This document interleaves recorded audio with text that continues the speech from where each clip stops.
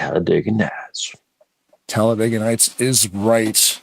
My name is Marv, and this is Harry, and we are the Wet Bandits. Welcome to Tarnation TV's broadcast of Talladega Nights. Fast and Furious Truck Series. This Friday night. First round of the playoffs, dude. That was a close one. Oof, almost. Yeah, it's going to be a good one. This is round 1 of 2 of the knockout round. And poof, there's your drivers. Now number 1, there is 10 of them. Do you know their names? Because I know their names. Their names. There's 10 of them. All 10? All 10. Oh, I've got some right here. We got driving the number 9. It's Chris Elliott. The number 09. Sorry, L. Wyndham. Yep, Mr. I don't know all the names though. I know what I have in front of me, which is initials and names. So if you know the names, and you know the numbers, but there's no number 9 in there. It's a 09. 09. Maybe I had some bad information here. I was looking at a different list here. And that's the thing, because we're tasked to do 2 events in a day after each other, and there's some drivers racing both. So then you're going, wait a second. Well, even like I started the broadcast saying the Shake and Bake series, that's totally wrong. That's tomorrow. Join us tomorrow night, same time, same channel. And round number 1 of 2 also takes place tomorrow in the playoffs for the Shake and Bake series with a whole different roster. But round 1 here tonight. The 088 driven by Greg Lovell, the 55 of Ken Roberts, the 41 Denny Carroll, the 56 of Jeffrey Elliott, the 09 of Larry Wyndham, the 043 of Brian Lovell, 510 driven by Stephen Brandstetter, Keith Bynum, the 63, Robert Breedlove, also known as DEI, and the 931 and the 28 of Mark Paglia. Mark Paglia. Those drivers are racing each other this evening. That is that's the big race. That's where the race within the race, right? So I've found my proper list there now too. I was looking at the wrong section there, and we got hooligans banging on the door. Here we go. What's happening? Hello. Those hinges. We're gonna need new ones. Well, it looks like you bought some. They look nice and gold and pretty, and they're like super thick. Anyways, I assume we are on YouTube at this time live. We are, yes, sir. Well, hello, audience. Again, welcome to the Fast and Furious Stage 1 championship race. And weather's a little rough out there, but we'll see how it goes. But I'd like to bring you guys up for the driver's introduction. Sounds like a plan. All right. I'm going to bring both of you up, and we're going to introduce Brad to the guys, and for the first time. There we go. Make it so. This is the way. Tally ho.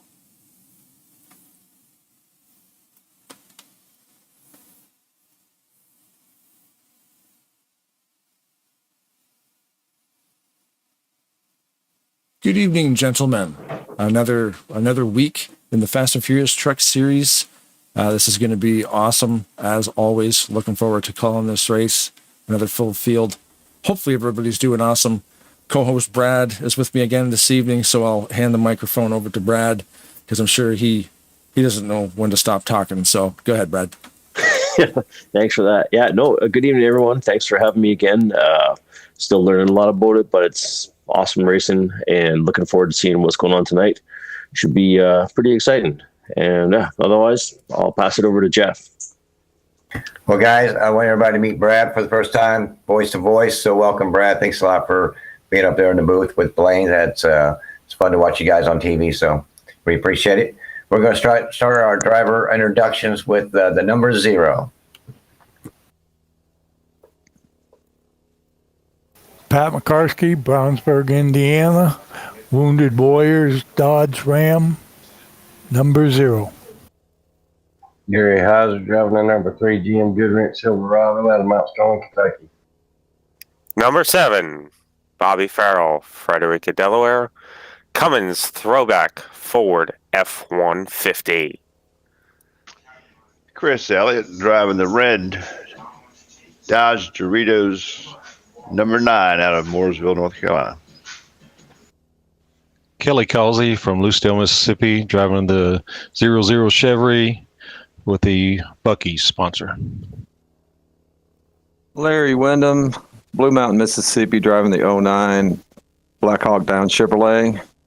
My thoughts are with you tonight, Bill Hemi Evans. Driving the number 12 USAA Bank and veteran salute, Gary Mingus in his Chevrolet from Tallahassee, Florida. Randy Claflin from Cutlerville, Michigan, in the Mobile One Ford F-150 number 20. Everybody have a good race today. Randy Wolf, Huntsville, Alabama, driving 21 Alabama Crimson Tide Dodge. I want to say hello to my fans out there, Corey, Zach, Debbie, and Derek. Mark Bagley from Gainesville, Georgia, driving the 28 Motorcraft Wood Brothers Ford. Eddie Carroll, driving a number 41 from Virginia. Bob Dixon, driving the 43 from Macon, Georgia. Tom Dixon, number 45 Chevrolet Batman car from Byron, Georgia. Ken Roberts, number 55, driving the Texas Pete Hot Sauce Chevrolet.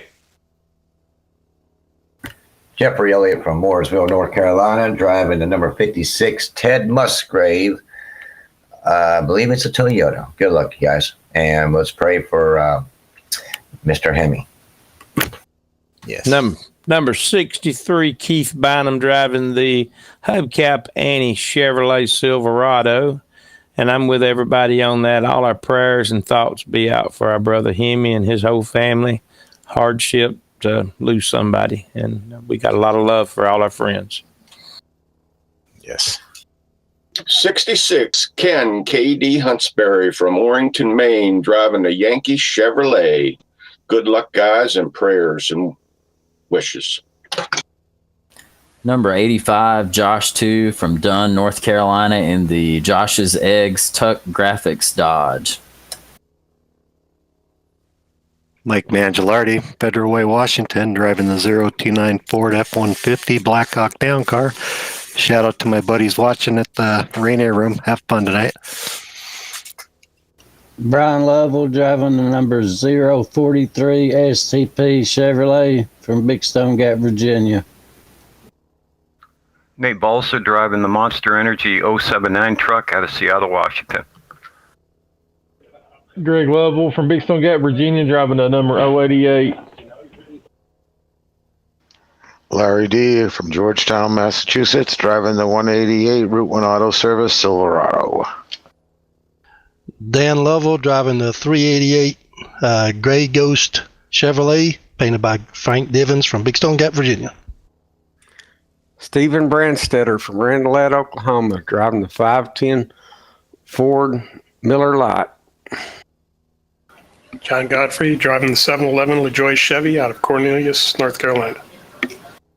Robert Breedlove, driving a 931 Diet Pepsi Chevy out of South Carolina. All right, there, Brad and Blay. That is our lineup. Our awesome drivers, like you heard, they're all over this country, and we'll try to put on a good show for you guys. Thanks again, guys. It's going to be great, and we'll be watching the top 10. We'll also be watching the whole race. This is going to be a good one. Thanks, Blaine. Appreciate it, and let's get it on. Let's get it on. Hey. There we go, the driver introductions. According to the ticker today, 29 drivers will be on track this evening. 29. So that'll be awesome. And yeah, you heard some of the drivers talking about Bill Hemi Evans. He's missed the last couple of weeks. Unfortunately, Tammy, his wife, has passed on. So carry on, Tammy. And, thinking about Bill and the whole family, and, hopefully see him back out on the track soon. But, yeah, that's been a rough couple of weeks for the Hemis. Absolutely, yeah. It's never have any words for it, but other than we're sure thinking of you, and hopefully you're doing as good as the as will allow. Yep, that's it. Yeah, this race continues this evening. Like I said, there's about 29 drivers on the track. They're just getting revved up and getting into a practice session here quickly before qualifying. So yeah, like we were saying before, there will be 10 drivers in this race. You see them scrolling across the bottom of the screen the entire night. Those drivers are racing each other inside this race of 29. So this will be fairly cool, to say the least. I think it's going to be a lot of fun. Oh, yes. It's going to be, I say, the race within the race, watching the points, the standings, just every pit, everything is going to count, right? It's going to be some really intense racing and watching. Just trying to call it and keep an eye on where everybody is going. I'll probably be cross-eyed and I'll be leaning on you for most of the race, but just point out what I need to have pointed out, and I'll go from there. Yeah, it's gonna be tough trying to call both races. You know, like we are going to try to lean mostly on the top 10 drivers because points have basically stopped as of this point. This is round 1, so those 10 drivers, of those 10 drivers, the top 5 finishers within that 10 will move on to next week's race, and only one of them will be able to win the championship. They don't need to win the race. They just need to finish in front of everybody else that's in the playoffs, much like the way a real NASCAR race operates nowadays. They have these knockout rounds, round of 16, round of 18, 4, 2, like they go all the way down to the championship driver. So they kind of, there's always a full field, but it's definitely very cool to right down to the final lap, man. Next Friday, it could be one of them days. You could have 5 of these guys, and you're going, man, like maybe all 5 of them are up front. Yeah, well, that's the thing. As we've seen the last couple of weeks, though, it's really anybody's game up until the final race. There hasn't been too many, clean finishes without yellow or race back in the last few weekends, truck or car series for that matter. Mm-hmm. It's been pretty hectic, bumping and grinding out there. So I don't have any honest predictions, just because unless you're in the front 2-3 cars and you can get away clean, if there's any kind of action behind there, like we saw last race, then it's as good as guess as anyone. It's the element of luck is definitely going to be there tonight, I think, but obviously some skill as well too. So if you're good enough to get in the front and you can stay there, then might be all right. And it does start getting hectic because, especially in the last few races of the season, those guys can see those points. And, if you're way at the top, it's not so much of a hectic feeling because you are solid in that top 5 of 10, you're kind of protected by points. But those last like 3 or 4 positions inside and outside of that points chase, those guys will be running a little bit harder because they're trying to gain those spots, And unfortunately, some people got caught up in wrecks. Some guys couldn't make it. Alex Moe, again, couldn't make it. He didn't make it last week, and he didn't make it this week again, so he didn't qualify. And he was right there, like in the last, I'm pretty sure it was, see, the truck and the car race, sometimes I start getting them confused. Well, even tonight, too, I'm just looking at the YouTube chat there. And first of all, we see Slingshot there saying, "Hey, howdy, Blaine." Brian says, "Sorry, I meant hi, Brad." That's all right. I've been called worse, Gary, so you can call me Brian, whatever you like. Also, Jeff's been calling you Dan all week. You know what? Hey, again, as long as it's not a-hole or knucklehead, you can call me that. And then right below that, Craig Hagley says his internet went out and he's going to be following the race tonight while watching Tarnation TV, saying good luck tonight, guys. So that sucks. Obviously, weather-related, tech-related issues. Wait a second. What? If your internet went out, Craig, how are you watching Tarnation TV and how are you sending that? I know, it's data. Mobile. He's got the mobile phone. I know. I know. You're still operating, you're on dial-up, and then you got that one that landline tied to the wall, right? You got that big, long, curly Q cord. And the dial-up too is powered by my trusty steed Mortimer in the backyard. I got him on a pole, and he just walks in a circle forever, and that just keeps that slow charge. Give me just a minute, and I'll send you a fax explaining how the dial-up works. Exactly. Oh, I forgot to mention, because we are Harry and Marv the Wet Bandits, when we're done broadcasting this evening, I was thinking of jumping in the van and heading over to the McAllister's place there. I heard they're out for the night. Yeah, there's some good shopping over there.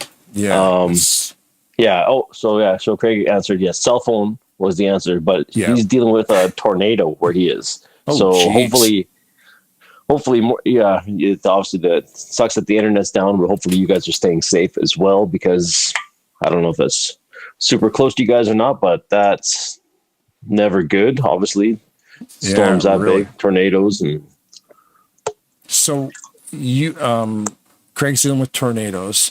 We are expecting about 2 feet of snow between 11 p.m. and 5 a.m. tonight. So I'm going to wake up to a 3-hour snowplow job I'm going to have to do the driveway.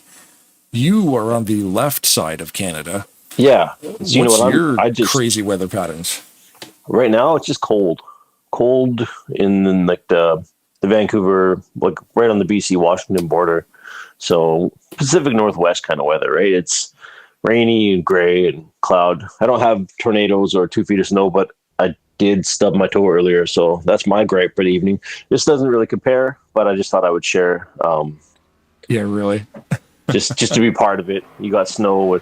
No, they keep threatening us. The weatherman says snow is coming, but not much so far. Nothing's really materialized yet. So. Maybe one day, right? So the drivers are now They have completed qualifying. Ken Roberts has qualified first with a 52.449. Now, the top 10 chase drivers, which are scrolling across the bottom of your screen, we will talk to each and every one of these drivers and roll some graphics in a lengthened happy hour this evening. Usually happy hour is only 5 minutes of extended practice, but today it is not. It is 10 minutes in length, so we can chat with the drivers. I can see in the TeamSpeak communications device, Jeffrey Elliott is gathering all of the top 10 guys, so I'm going to pop up there and talk to these guys. So you, Mr. Brad, yes, sir. You could take 5, because I think Jeff will probably leave you down here by your lonesome, just because it just saves him dragging one extra driver up there. That's fair. I would too. I don't have a. I was gonna say, there's nothing I have to say that you need to hear, so that's fine. You can go ahead and leave me down here. And I'm sure there's a few listeners at home agreeing. Yeah, finally, shut the heck up. Just be quiet. Yeah, everybody's ears just exploded there because I dropped into the cockpit of Mark Paglia's car. So that's always fun. Take awesome. That. Well, you do what you need to do, and I'll just sit here and watch these guys in the warm up here. Yeah. And almost another full field tonight, even with bad weather. And it's pretty wild that the weather patterns we've been having have been so inconsistent. Nothing will happen, and all of a sudden, boom, it's just natural disaster time. But going back to the YouTube chat, Craig says, everyone's good from what I hear. It was a few hours ago. It passed about 1.5 miles from the house. Nice. Well, at least if you're going to dodge a tornado, that's how to do it. Still, that's that's way too close for my comfort. Just a mile and a half. A mile and a half. It's which is how many kilometers? They can shift, right? Oh, that's like math now. It's like 3 or 4 kilometers. Somebody's knocking on my chamber door. Quoth the Raven, nevermore. Jeffrey Elliott. Wayne and Brad, we are ready for you. If you guys are ready, let me know, and I'll move you up to the multi-interview. Nice. Yeah, move us up there. Let's do this. Sounds good.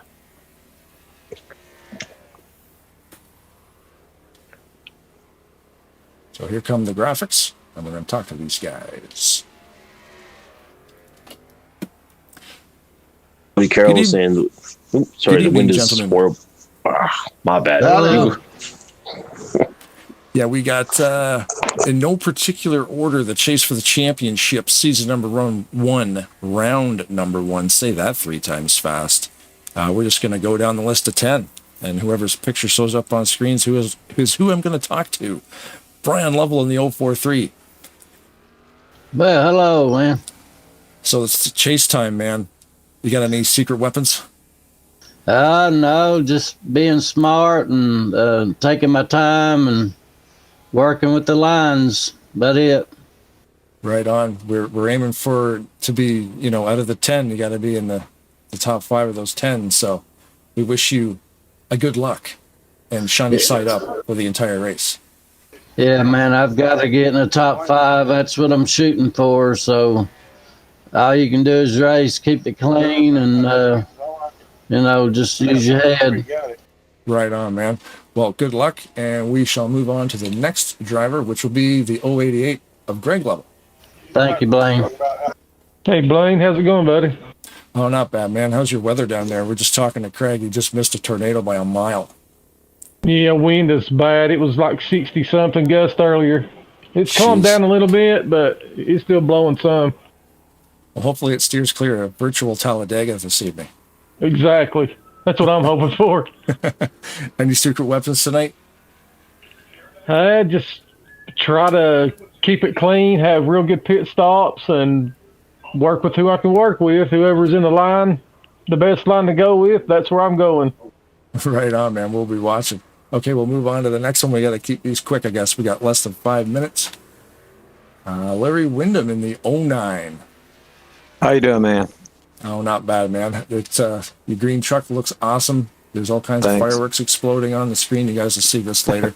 This is as per request from Jeffrey. So same question. I'll just ask everybody. Any secret weapons, Larry?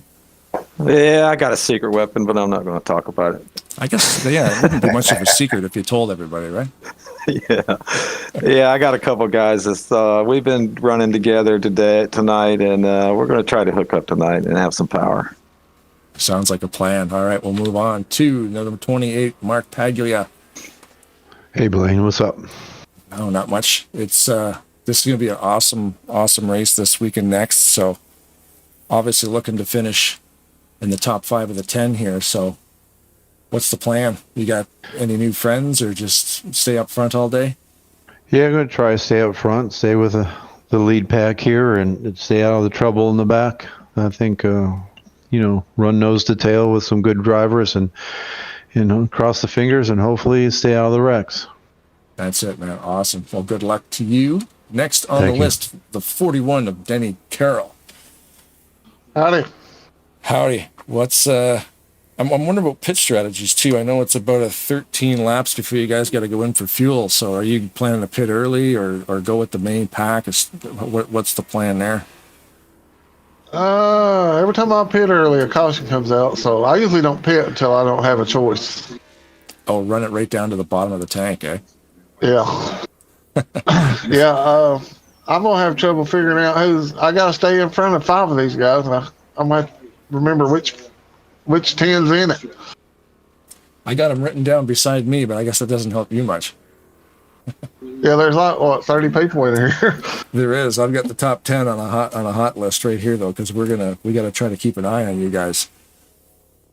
Well, I'm going to try to work with who I can work with and have good pit stops is all a fella can do. Right on, man. Well, good luck tonight, and we'll move on to the next driver. Thank you, Blake. No problem. 510, Stephen Brandstetter. Hello, how are you doing, Blaine? Oh, not too bad. What's the plan tonight, man? Oh, hopefully I can stay out of the wrecks and finish the race. So the truck we're looking at now on screen, the blue Miller Lite, are you driving that one this evening? Yes, sir. Right on. Yeah, I know some guys have multiple rigs here, so just want to make sure that we're running the right stuff, right down to the wire with the artwork, and everybody helping me with that, which is nice. But, yeah, it looks good. Really a lot of work put into that, I can tell. Yeah, it's amazing behind the scenes. But yeah, any secret weapons tonight? Any weird strategies for the pits, or are you just gonna kind of run with it? I'm just gonna kind of run with it, hope my luck holds up. Yeah, I guess this, especially Talladega, there definitely is luck involved. Just a bit. Yeah, we'll say good luck and keep her between the stripes. Move on to the next guy. We're you. almost there. No problem. 55, Ken Roberts.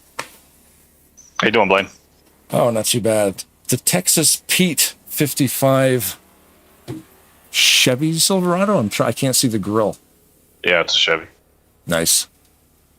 What's the plan tonight, sir? I'm going to follow that 088. He's fast here. It's a good plan. We talk about that every week. You want to be second, just follow the 088. But, you know, it is Talladega, man. And with some hot pitting and fuel mileage and all that stuff, it's every week's so different. We always try to predict it at the start, and it never, the predictions never come true. Yeah, it's a gamble. Good luck tonight, sir. Thank you. Next on the list, 56, Jeffrey, I spelled your name right, Elliott. You did spell it right. First, I'd like to thank the rest of my 9 contenders for hard racing this season to get here where we're at. So congratulations, you guys. I hope you have a great race. Only 5 of us can make it. Let's stay out of trouble. Maybe we can work together. I don't know, for a while. But, Blaine, my plan is really just to stay in the back like what I do and stay out of trouble, and maybe from about halfway on, just go for it. So that's pretty much it, man. And I want to give a shout out to my father, and a shout out to my Anne-Marie Moore. How's that? So that's pretty much all I have. I'm going to try to take this Musgrave to the front, and I taught that 088 everything. So Ken, you can thank me for that. Thank you, Jeff. Good luck, Jeff. The 63 of Keith Bynum. You're up next. Good afternoon. Ready for a big race? Yes, it's going to be a good one. Hubcap Annie. Yes, I sell hubcaps, wheels, tires, factory OEM stuff. If you break a wheel on your car or scratch it up, we can recondition it or straighten a steel wheel where it's bent on the front of the back. Got equipment here to do that with. But the big thing we do is we enjoy coming out here on Friday and Saturday nights of racing, having a good time with the guys. Then tonight, the 63 is going to try to stay clean and smooth. We're going to stay up in the top 10, top 5 if we can. I like to be in front of the wrecks if there is any. And pray for Jeffrey back there in the back making his way to the front. But anyway, I pray for everybody to have a safe race. And, you know, not only Bill Hemi Evans, you know, all of us guys go through a lot of hardships in our personal lives. We all have ups and downs. And, you know, that's the strength of fellowship, is getting together and putting smiles on our faces and taking the hardship thoughts away from our minds. And I'm thankful to have this group. Appreciate it, and appreciate you, Blaine, with your hosting abilities. Really enjoy that. And the ALS race, really looking forward to that coming up. So I'm going to let it slide at that. Go for it. Awesome. Thanks, man. Yeah, it's going to be a big one, that ALS race. But, yeah, good luck this evening, and we'll definitely be watching. Robert Breedlove in the 931. Hey, Blaine, what's going on? Oh, not much. Pepsi. Everybody's racing Chevy. There's a lot of Chevys. The Pepsi Chevy Silverado this evening. Yes, sir. Cool. Yeah, making sure we got these graphics are all tight. It was a lot of work put into all these things and renders, and it's just fantastic to see these trucks out here and another full field. So same question as of all the other guys. Any special way to get around this track this evening? Well, I think like everybody else, you got to lead and be there at the end, and then you got to try to beat that family out of Virginia. That's going to be the key, is being in front of them at the end, probably. Yeah.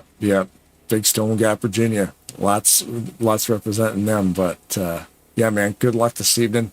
It's going to be a good one. Hey, thank you. And that would be it.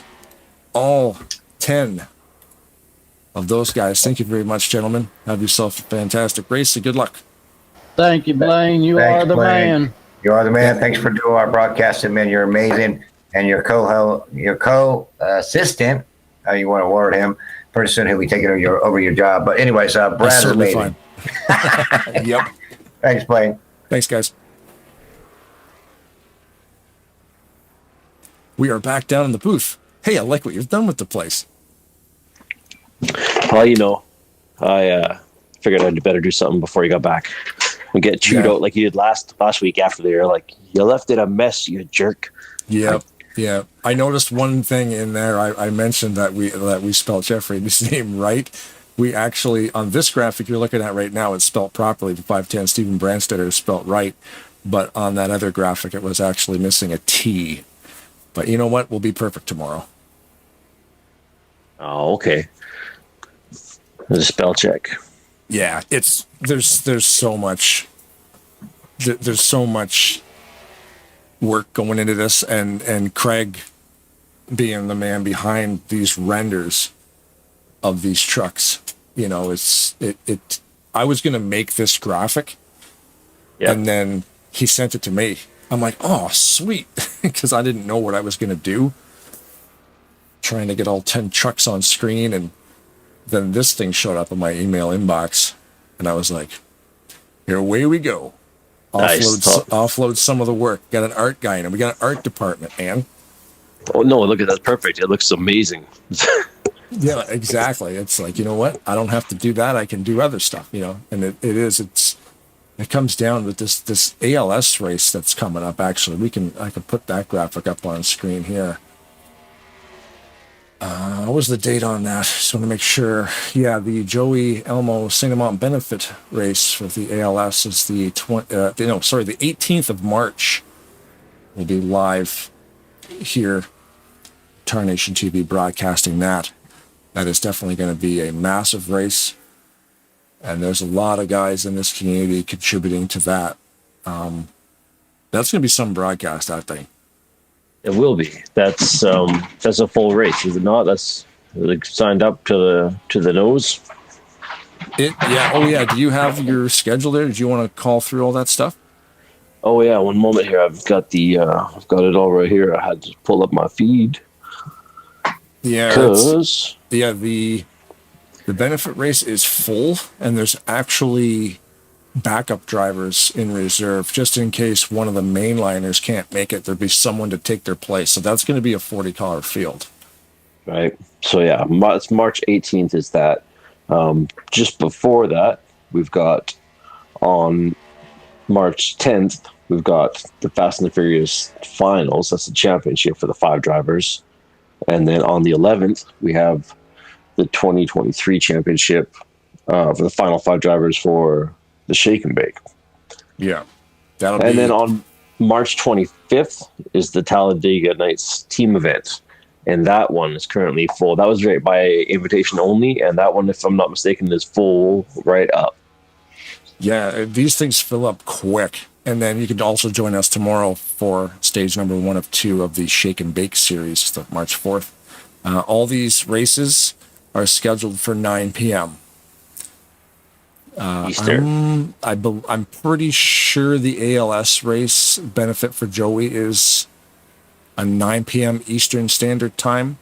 It might be 8. I'd actually have to double check that. But either way, there is a link on the Tarnation TV YouTube channel to that event. It already has been booked and scheduled and everything else. So if you click on the link, just click the little reminder and you'll get a text on the day, which is always nice. Texts from YouTube. I don't know about that sometimes. Well, it's good though. You get busy. You need the reminder. Like, hey, sit down and watch your favorite show. Yes. Or sit down and watch a show. I'm getting a little bold with the favorite show, but you never know.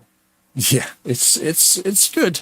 I mean, I have to watch it back to make sure there's no glitches.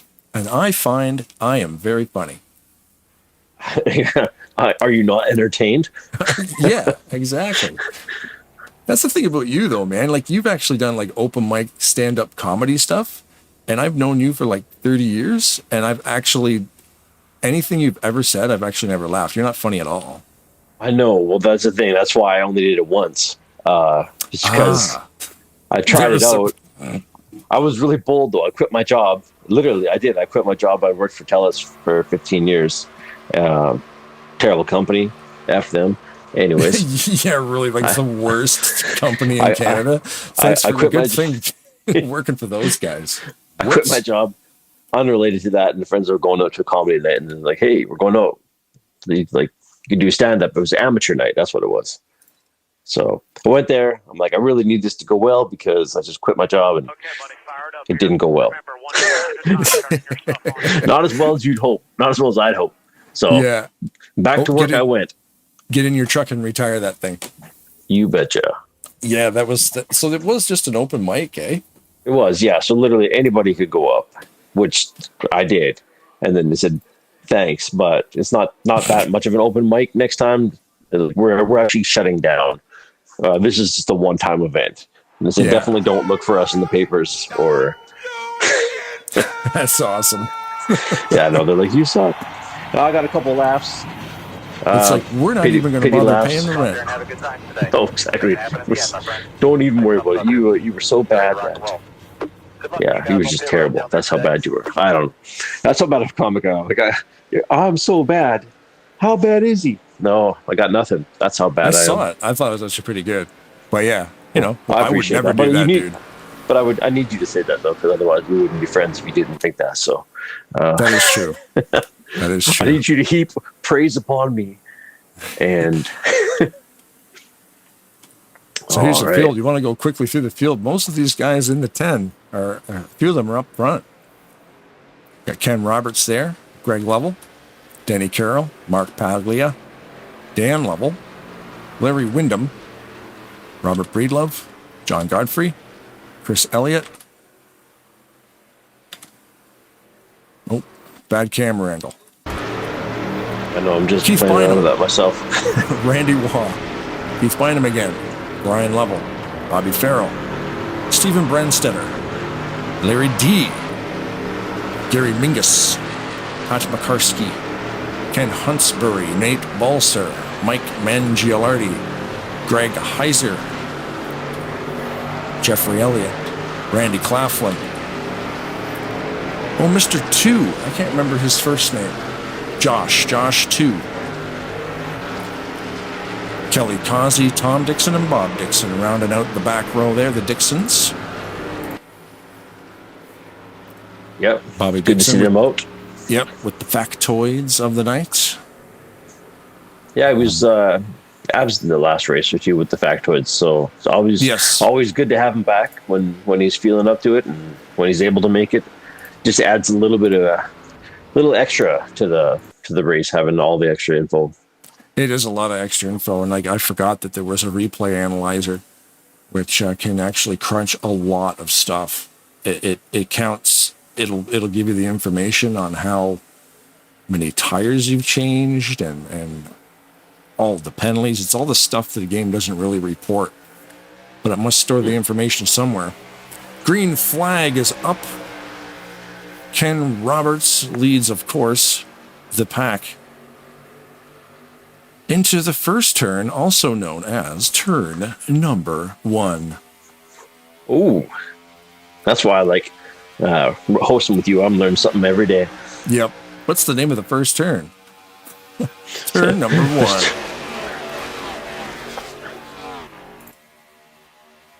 Everybody currently getting sorted out, of course, in lap number 1. Let these things get warmed up a little bit.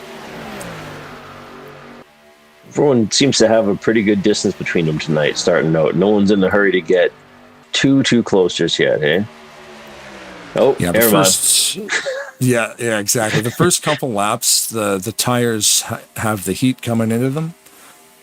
So you won't want to drive too erratic in the first few laps until you can get some temperature up in those tires.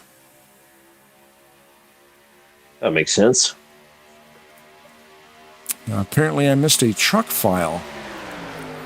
The 09 of Larry Wyndham seems to be a little askew. Oh. But that was probably my mistake. I downloaded all the trucks about an hour and a half ago, so maybe he added one late.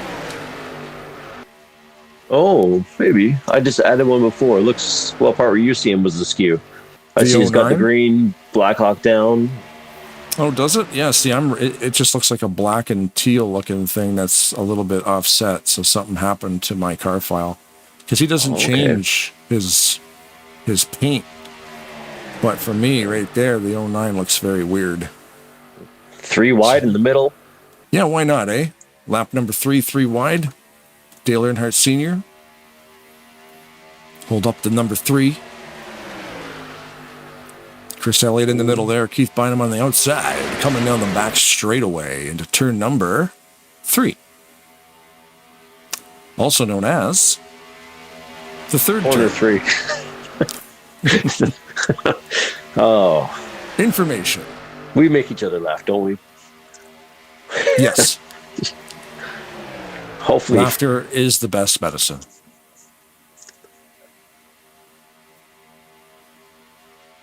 And whiskey. Whiskey's a good medicine, too. Whiskey little helps, bit. too. In moderation. Yeah. Everything in moderation, ladies and Just gentlemen. a little sip.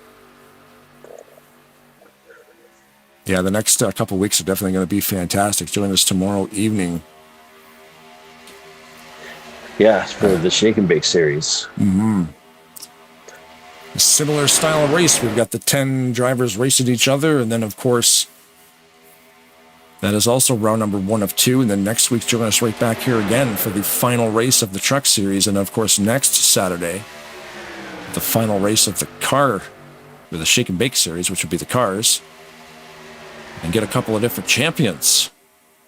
Because a lot of the drivers are the same from race to race, but the order is very different. You know, it's strange how the trucks and the cars, even though they run the same physics package, they do operate a little bit different. I guess they would, right? I mean, especially with the amount of options and programming they can put into the game, so they can change. The physics would definitely change the driving feel between the car and the truck, right? How you've got it tuned, suspension, everything else, your setup. It does have a lot to do with the setup, yeah, because I think it's the physical model, like the way the 3D model falls on how they handle a little bit too, I believe. Because they're longer, you know, like the actual model itself is longer, so that does affect how they run through the corners, different wheelbase, stuff like that. Absolutely. Like, I don't think that's a thing because the game is so old. I think if it's running a truck physics, that it should be the same if you were driving a car, a truck, or a cucumber. Like, it shouldn't matter, but it does. I don't know. It's weird. It feels different. For all the extra programming that people have put into it, I'm guessing the mods, maybe they're able to change that, or was that in the base game, do you think? Like the physics, I guess the physics might have been in there. I'm not sure how. The original launch of the game, it was only cup cars. That was it. The physics packages came in later. Okay. And there's four physics packages: Cup, Craftsman Truck Series, which is what you're watching right now; GNS, which is the Grand Nationals, the big old sleds from like the 50s, and PW, I can't remember what it is. It's the one with the 7-speed transmission. It's the open wheel physics. So this game actually has open wheel physics with a 7-speed transmission. Wow. It's cool, dude. And you can download. Yeah, you can, and then somebody made the tracks, so you can download Vancouver's track when they had an Molson Indy out there, whatever. Elkhart Lake, Laguna Seca, all this stuff's in here. Wow, that's pretty wild. Mm-hmm.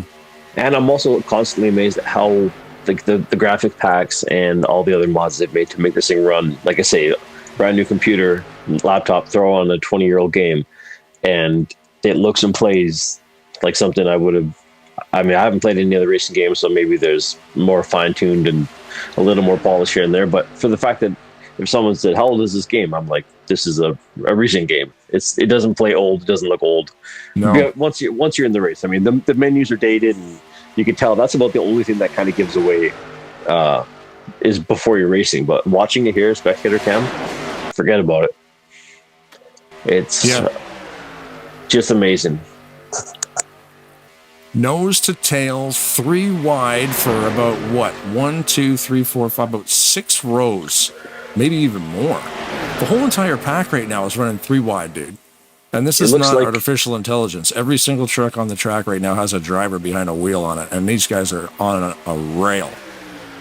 It's like when you watch those Shriners in the parade, and they're doing those tricks where they're weaving in and out of each other. And they just everybody's in unison. Like when I think of Shriners, I think of NASCAR Truck Series. When I think of ladies in a pool doing a synchronized swimming, this is exactly what I think about. Right. Each NASCAR guy has a little red fez on top of them, like those Shriners, the little red hats. Yes. Little bonnet. Oh, moving up to the middle line up front there. Ken Roberts abandoning Greg. Or is that Greg on the bottom? Who is that? Oh. Well, that might be... Who's driving that car? Nope. Oh, it is the 388 of Dan Level. Oh, he's not racing. Right. This is Chuck's. See, I'm looking for the Philadelphia Phillies car, but these aren't cars. Nope. Getting mixed up. Yeah, so you saw there, Ken Roberts was running a low line, got a gap to move up to that middle line, because technically the middle line is the fastest line around the track. Of course, the low line's the shortest, but not necessarily the fastest, because you do have to lift a little bit coming out of the turns, otherwise you will slide up a lane, and nobody likes a driver who drops the old slide job on somebody. No, absolutely not. Just amazing, though. Such clean driving again, with a bunch of pros out there. It's such a treat to watch them race like this. Like,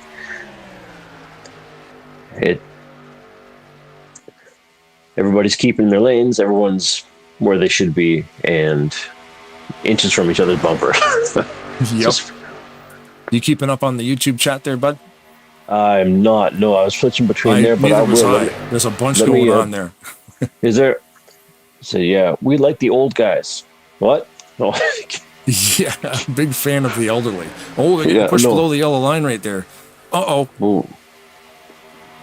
We got some accidents, and we unfortunately have...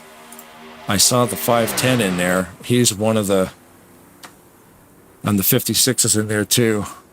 Well, and the 043 and the 931. Oh, man, these are the guys, 10 drivers in the chase right now. Oh, and another one just in the corner there, too. Just got away from him. Oh, man. We have... Calamity ensues. No. You know why? Because I wasn't live. So I was about 10 seconds behind you. Oh, I see. There's my goof up. Oh, trust me, dude. I've done it. I'm like, what are you thinking about pitting? And then they're like, I'm already in the pits. I'm like, oh, wait. Right. So we will load up a rerun of that. That's what I was reacting to. I thought there was another crash, and then I realized nothing else had happened.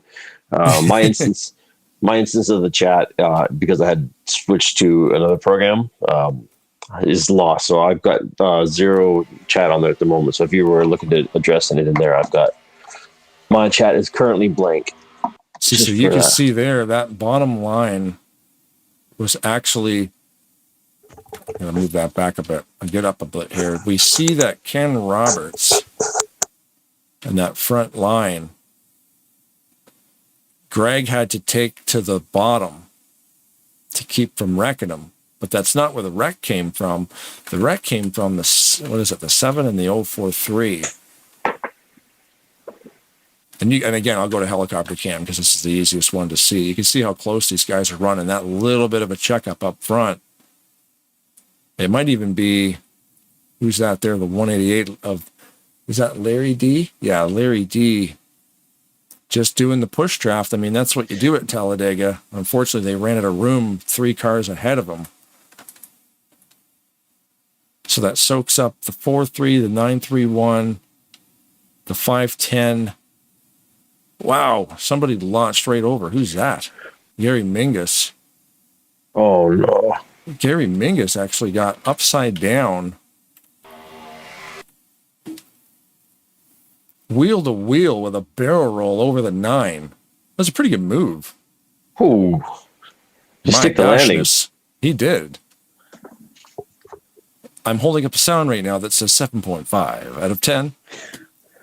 Yes, quite. For the how, yeah, for the how's it going? How's your mother? Old Spinorama. Oh, okay. See, finally my chat loaded up here. So, oh wow, that's all right. Just checking out the damage on some of these cars on pit road here. Trucks. Okay. Brandstetter's truck was very torn up, but it looks like the pit crew put that thing back together. I just saw that from a different camera angle as the crew was working on it. So it looks like they fixed that thing up very well. Because the truck does have damage, there still will be some damage But that we won't be able to like, see. You see there, they got right in that view. You can tell they got the load-bearing duct tape, but it looks like new. You can't even see a wrinkle in it. No. And that's why it's so fast, too. I'm not sure if that's legal anymore, but we'll find out. Top Dragster in the YouTube chat, the transmissions and everything that I was just talking about, the physics packages. PTA is the fourth one. I can never remember what it's called, but I should, because I think it means Project Trans Am. Oh, okay. Which was one of the original mods made by Project Wildfire, was the Trans Am mod. I think that's what PTA stands for.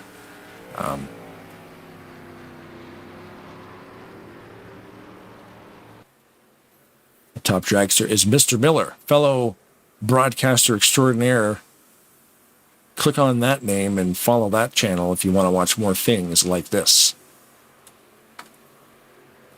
Top quality broadcast coming from all angles. The truck of Elliot doesn't seem to be too tore up. Well, that's good news. Yeah, I'm just kind of taking a quick look. Nate Balser in the room. Nate, let's see if we can find Nate. Hey, Donald, how you doing? Oh, not bad. How's the truck looking? So far so good. Got a little tag once, just a light touch, but I think it's going to be all right. Yeah, right on, man. So, you and I, big animal lovers. How many pets do you have? I got a dog, a wonderful dog, and 2 cats. Love them dearly. I got you beat, bro. 1 dog, 4 cats, and a bunny rabbit. Bunny rabbit. Yeah, and the rat passed away a couple of years ago. It's still a friend though. That's it, man. Private Hudson, and we had an Adelaide. Were the 2 rats that we had, named after movie characters. Adelaide Hawthorne from Lords of Salem, directed by Rob Zombie, and of course Private Hudson, portrayed by the late Bill Paxton in the Aliens movie. Game over, man. Right on, 10-4. Do you get crazy with the names when you're naming animals? Just use whatever kind of, their personality or whatever fits them. Like our dog Bo, he's a blue heeler, so it just kind of rang. Oh, right on. Yeah, I got a list in my phone. Every time I come up with something silly, like a really good name, I'll put it in a list. So if anybody needs any animal names, just call me. I'll read down the list. Absolutely, will do, brother. There's some wild ones in there. 10-4. So what's the plan out there today? I mean, unfortunately, it looked like about 4 or 5 of the top 10 got involved in that wreck back there. So are you looking to maybe help somebody who might be mildly damaged, or like what's the plan in a situation like that? That's exactly what I'm going to do. I'm not in the chase, so I'm definitely going to stay out of trouble, and I'm going to help some of these guys that are, and see if we can, also make a good show for everybody. A lot of guys have helped me in the past, and time to return the favor. Right on. Sounds like a plan. Yeah, man. Thanks for talking to us as always, and we'll definitely be watching that Monster Energy 79 do some circles around here in a straight line, though. No donut type circles, just like the full 2.6 mile circle. That's right. Thanks a lot, Nate. Donovan. I appreciate it, man. Thanks, man. Good luck. Nate Balser from 79. Oh, we got. Woo. Somebody went hard left. Well, they just opened a Harvey's in the infield, but nobody cared. But they just put a porta potty next to it, so that's why. Well, there you go. Now it's functional. Yeah. Now it makes sense to go to Wendy's or Harvey's. What did I just say? Harvey's? Is Harvey's Canadian only? It might be. Bob Sawyer in the chat says, "Good evening, folks." Good evening, Pumpkin. Number 27. Yeah, Craig Hagley, those graphics look badass. Yeah, man, thanks for the renders. cheering for Denny. We got Bobby Carroll in the chat cheering for Denny Carroll, which is the 41. He's in the chase. And then Alex, the top striker, also the correct Brad from a while ago. I'm 24, so kind of a kid. I think anybody who's like, I'm 42, so if you're 41, I'll probably call you a kid. You're probably right, yeah. If you don't have any gray in your beard and you still have your full head of hair, you're probably a kid to me. Not disrespectfully, it's just I'm like, oh, where the hell did my youth go? And then I have myself a quiet sob and carry on with my day. And then log into NASCAR Racing 2003 season made by Papyrus Racing Simulators and call a race on Friday night. Well, exactly. Back to it, how it wouldn't have it any other way. So we watched Mark. He's in position number 5 right now. He was the one that spun out on the, not really spun out, just sort of got out of shape, out of line. So he got back up to his spot. Oh, That's big good. lane shift. Denny to the outside. Ooh, that was erratic. Ooh, back up. You got to keep an eye on this front pack. These guys are running for it. Yeah, no one's pulling any punches. Like I said, we got Bobby Carroll in the chat watching that black 41 on the high line there. Oh, smokes! It's so tense right now. Everyone's just giving her, and it's so close, and everyone's switching and making me nervous here. Yep. And currently, right there, Greg in the lead. Denny over the line that time around from second to third. It doesn't really matter. These guys run so close together, and when they're 3 wide especially, your position on the track won't change, but like your position on the scoring could actually drop, flip-flop around like 6 positions almost sometimes. Because if you're an inch in front of a guy at one time around and then you're an inch behind him, that's crazy to me. Right? Yeah, I didn't realize that until you explained how that worked, and even then, I still don't know if I fully get it. But yeah, well, yeah, like you're looking at these guys, and if they're 3 across, right, and you've got even the first 2 rows, if they're 3 wide, that's 6 positions. Oh, I was okay. Yeah, I see what you're saying. So depending on where your nose is in front of or behind the other guy, the first row of 3 goes across the line, so that's going to be position 1, 2, 3. Who knows who's where? And then the same with the row behind them. You're going to get 4, 5, and 6. So when it comes down to the wire, man, you get these photo finishes sometimes where the game will actually say the interval between the 2 trucks is 0. Well, I was gonna say, like, You can't. We can't see the 4th digit, but the game will determine a winner based on that 4th digit that's invisible. Wow, that is wild. 10,000th of a second. A little bit of a scrub on the wall back there. Who is that? Pat McCarskey?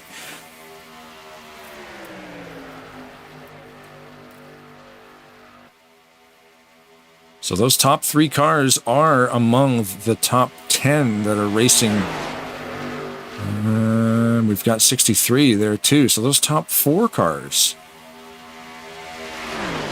are among the top 10. Paglia down there too on the inside. So all the chase drivers, there's a good stack of them right up front. And that's where you want to be, just because if there is a wreck, at least it's in your rearview mirror.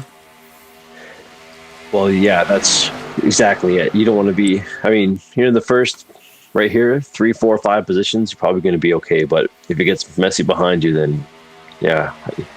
As soon as you start getting more than 2 wide, or even then, if somebody gives them a little bit of a shove on the corner, what you thought was safe, minding your business and keeping your nose clean, but it just takes one little bump and you're squirrely. So I'm just checking the statistics screen. Unfortunately, the 043 has retired.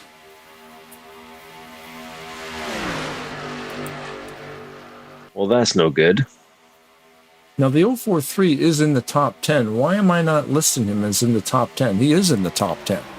Who's driving the 043? Did I make a mistake on that ticker? I don't know.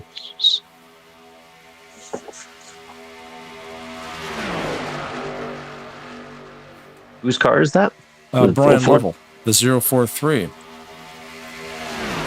Okay, no, I see him on the 10 of 10. I see him on the top 10 there. He's 6th place. As of the last race, he was sitting there about 1,281 points. You know what? Maybe I messed up the levels. I think I've got Dan in there. Oh, maybe you did. Because on the after 10 of 10 on the points there, I see Brian J Level 1281 6th place as the only Greg Level in 1st place and Brian in 6th. But that should have been Dan. Is that what it was?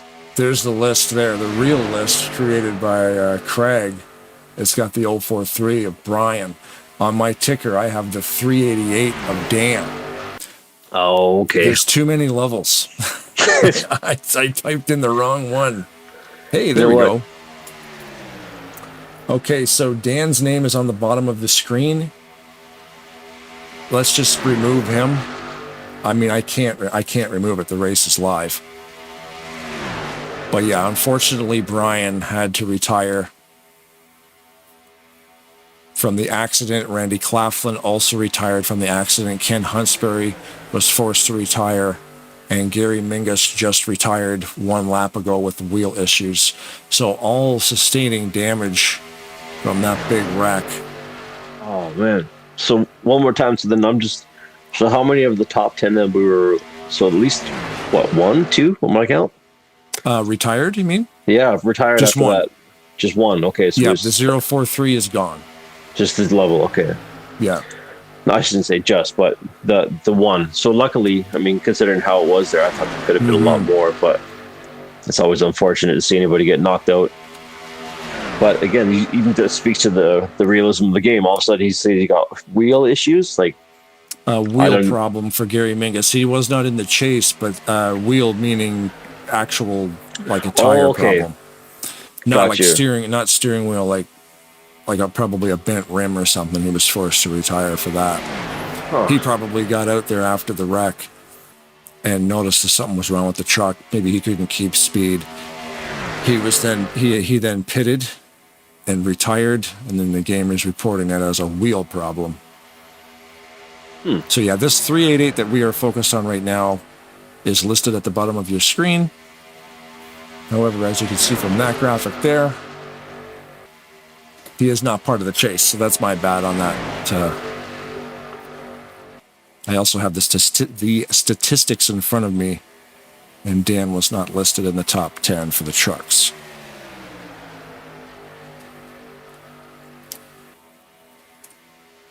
I knew something would go wrong, man.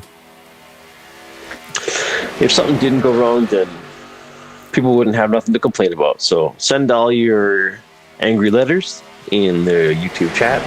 We want to know about our customer service. 1-800 Kiss My Butt. Chris was yielding, and Chris was. I heard what you said. That's funny. I wasn't reacting to what you said because I don't care. No, I don't care about language. Well, I do care about language in a little bit. That's why I said butt. I'm keeping it G-rated. Buttocks. Chris was yielding because he was out of the draft, and he got tagged a little bit by. They were pretty much 4 wide right there almost, and there was no room to go. Kazi, just a little bit of a bump on the door. Chris Elliott able to hold on to it, though. Good save, man, because that could have been really bad. Oh, no kidding. Hopefully, you got some Chris, chat. Let's see, you have some chat in the Randy Claflin saying, "Hey, Blaine," to you. And also, Bobby Carroll saying, "Halfway there, 41. If you win this race, come buy us some new headphones." How about it? That's awesome. That is. That's the motivation. Everybody pitting. Heading in. Smoking them up. On the turf a little bit there, but lap number 26 for pits. So that's about on track. So one more, you figure, with clean racing, that's pretty close. Yeah, it's a 13. You know what? let's jump on. Let's do Crank It Up. Let's do it.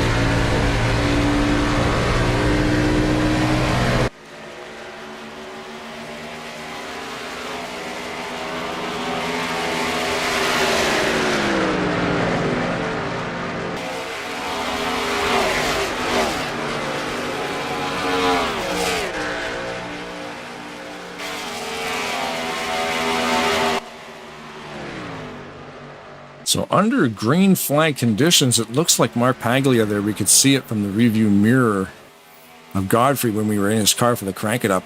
Locked it up, going into the pits, hit the grass a little bit, and spun around.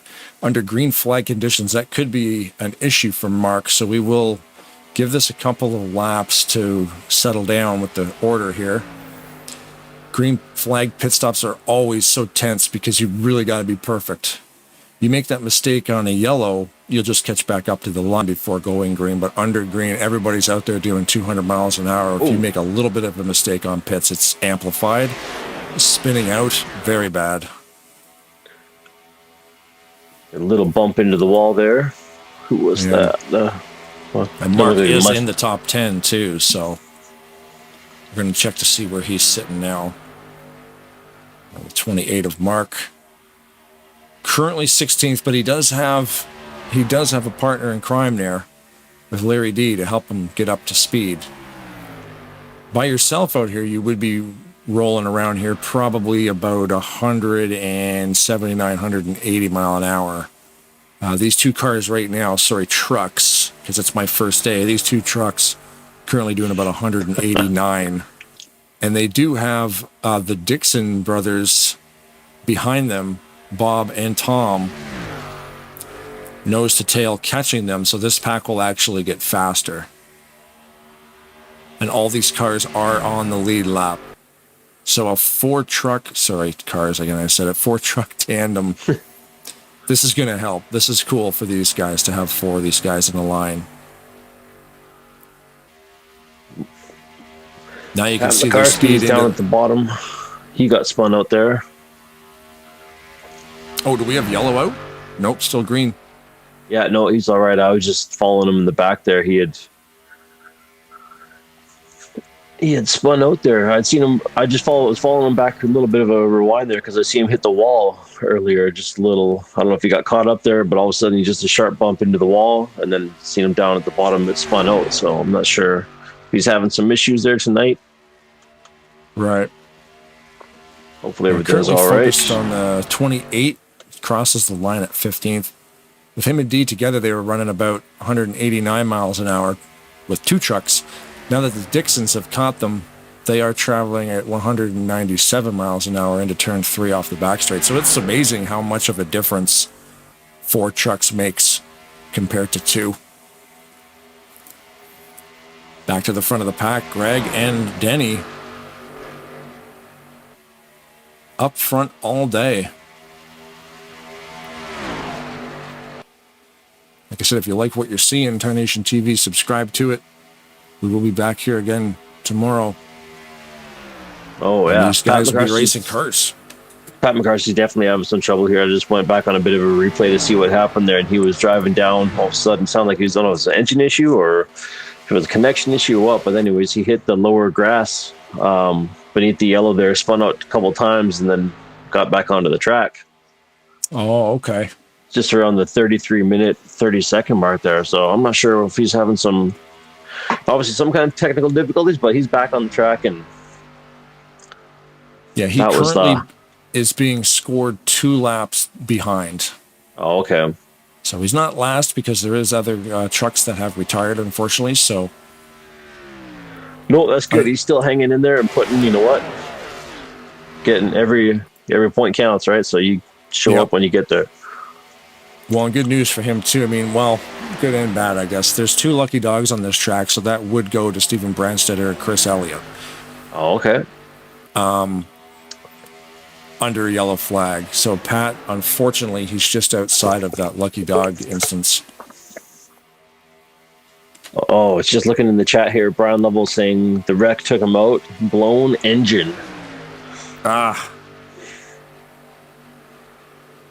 Blown engine. That's no good. Yeah, No. That was a big accident. Unfortunately, a bunch of the top 10 got stuck in that. And unfortunately for Brian, blown engine is not good. Sometimes even a mild hit, depending on the angle you go in, it can really mess the car up. Right. You can see Jeffrey in that blue truck on the bottom line, blue right, the red, white, and blue. He was in that wreck, and he got it. He got out of it. He took some good knocks, but that thing's running. Currently scoring Jeffrey in the 8th position. There's another lapped car up above there. Oh, Randy Claffin also as well. Blown engine for him as well. That's unfortunate, right? One of those things, but obviously part of the racing, but it still sucks. Yeah. Especially if you're trying to push for the top 5 too, that's going to be let's look at the standings here. See. Well, Brian, yeah, that puts him out, I guess, because he was stood at 6 at this as of last race. So, unfortunately, so far the only one that's retired that was in the 10 was Brian. So, yeah, I guess there's a chance. Is there a chance? I don't know how that would work at this point now for him to stay in it with somebody else. No. If enough people ahead of him crashed? No, I guess because he'd always still be based on laps, I guess, right? You know what? You're right. If 6 cars in the 10 wreck and retire, Brian being because he would be too many laps down. Too many laps down? Okay, that's what I've wondered. If there was enough of the leaders that actually wrecked out, you could still continue on to the next week. Because if you were, you got to take 5. Right. So 7 of them crash, 2 of them are still going. If that's good math, I don't really know. It's late. Well, I still got my shoes on, so I can't count that high. Exactly.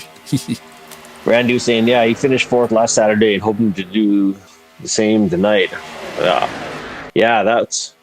would have been nice, right? Just never good to see anybody go out on a wreck like that. I mean, as spectacular as the wrecks are to watch, and they're exciting, but it's unfortunately never they're fun to watch.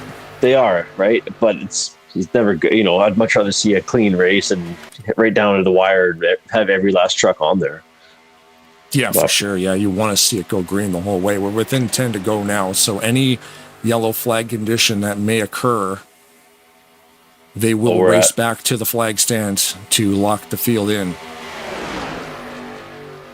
I don't know how I think about that race back. I guess it's exciting. It's exciting. I guess it's kind of like the overtime. Then basically, you get shootouts. Yeah, because for safety purposes, when the yellow comes out, they kind of just freeze the field. Everybody, will roll out of the throttle and just kind of settle down and not race. But when it's within 10, you've got to have that race back just because. And we're peeling for pits. Oh, somebody changed their mind at the last second. It looked like the 21 there was going to go for it, but decided to stay out. Is that Randy Waugh? Yeah, that's Randy Waugh. It looked like he was making a move to go for it, but he decided to stay out. There's always some last minute decisions, right? When's my time? Is this it? And you don't get that gut feeling. You're like, nope. Green flag pit stops. This will be the second green flag pit stop round tonight. Some great racing tonight, especially in a playoff round. This is great to see. So these guys are going to start lining up here too. We'll stay focused here on Dan because he's kind of in the middle of this pack. If they don't come now, they're going to have to come next time. Okay, so these guys are going for it. That pack that stayed out. Oh, Bynum on the grass. Ooh, gathered it up. Oh, I was holding my breath there. Yeah, man. The 388 there at Dan Level, he moved over. You know, they require you to run the right lane down pit road. And he did the right thing. He moved over because he saw Keith coming back in. Let's get back out on the track here. There's Chris. Chris is still under power.